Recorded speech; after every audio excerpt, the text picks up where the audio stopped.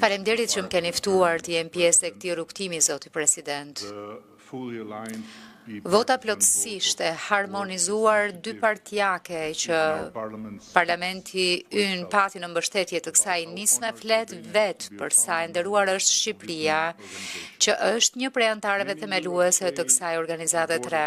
Shumë në thonë se bordi i paqes synon të zëvendësoj Kombet e Bashkuara, por mua nuk më duket si një përpjekje për zëvendësuar Kombet e Bashkuara.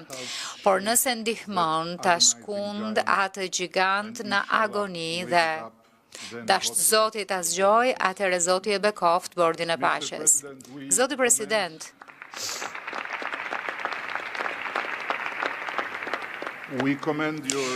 ne përgëzojmë rolin tuaj vendimtar për të ndalur konfliktin pikëllues në Gazë dhe Shqipëria ka konfirmuar pjesëmarrjen e saj në forcën e stabilizimit me trupat e saj. Në të njëjtën kohë, propozoj që ky bord të ftojë të gjitha vendet të kontribuojnë drejt për drejt me ndërtimin e një objekti publik të dedikuar për fëmijët palestinezë. Duke bërë kështu, bota do të ndihmonte fëmijët e Gazës, që janë pengjet më të pafajshme të lunatizmit të Hamasit,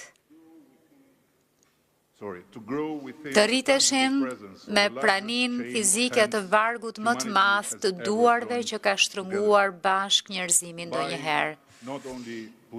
Jo vetëm duke vendosur parat, por po kështu duke sjellë dhe arkitektët e tyre, në mënyrë që bota të transformojë një plak të historisë në një oazë shprese ku dëmshuria merr formë konkrete dhe ardhmja merr formë rreth atyre që meritojnë më shumë, brezi i ardhshëm i palestinezëve. Shqipëria do të ishte privilegjuar të bëjë pjesë e këtij vargu.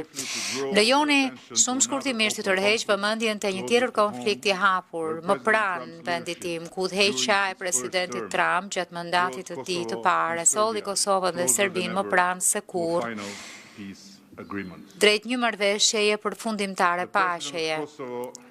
Presidenti i Kosovës, që aso kohë u ndalua të udhëtonte drejt shtëpisë së bardhë në mënyrë brutale për të nënshkruar atë marrëveshje në praninë e presidentit Trump.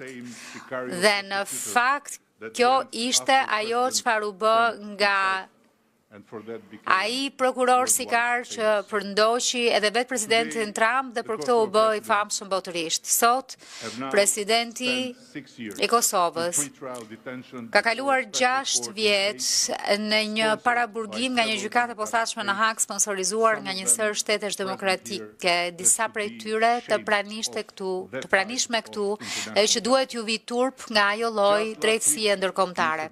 Vetëm javën e kaluar, zoti president, një tjetër prokuror i financuar nga ky vend i madh e tatim paguesit e tij kërkoi 45 vjet burgim për të.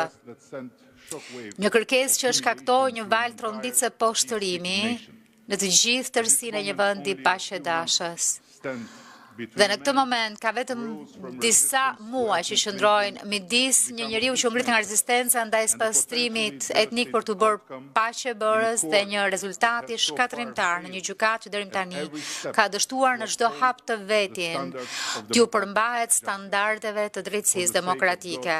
Për hir të Zotit, zoti president, le të bëjmë diçka përpara se, siç thoni ju, gjëra shumë të këqija të mund të ndodhin sërish. Edhe një herë, faleminderit shumë që përfshit Shqipërinë në këtë nismë fisnike, duke sjell miq, duke qenë miq të afërt me Izraelin dhe me vendet arabe, shpresojmë fort jemi një vlerë e shtuar e vizionit tuaj të jashtëzakonshëm.